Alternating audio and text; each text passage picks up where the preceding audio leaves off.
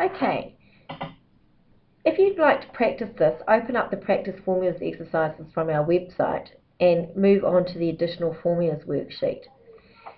But what I'm going to show you here is how to write the actual other formulas that we've learnt about, that we can learn about, that is useful to us in Excel. Basically, if we look here, we've got a score, the weekly score sheet that we've actually recorded each time that we've played a particular game. Okay, and what we may want to do, some of the calculations you may want to make, is to find the average. What was the average score in the week? What was the highest score for the week? And what was the lowest score for the week? And maybe even what was the sum of the weekly scores? What was the score if we did it monthly, if we multiplied them by monthly? We've got all these different formulas that we can actually make. Now, the actual philosophy behind writing formulas is exactly the same, no matter how complicated the formula is. The very first thing that you need to do is click on the cell where you want the formula to appear. Now, we can write the formulas, and I'm a big fan of learning how to write the formulas because it gives you an understanding. So I'm going to take you through how to write the formulas, then I'm going to show you the quick way. Now, the average formula, we want to find what is the average formula that we scored over the week. So clicking in the cell that has where we want the answer to appear, all formulas begin with, what did I hear you say? Equals? Equals.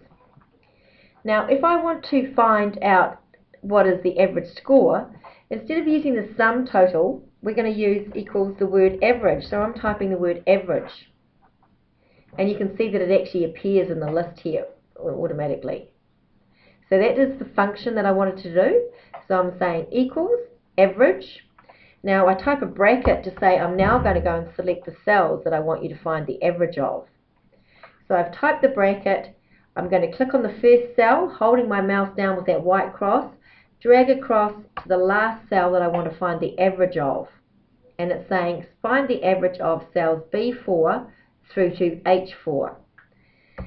Type my closing bracket and press the enter key, and that tells me that that is the average score over the week.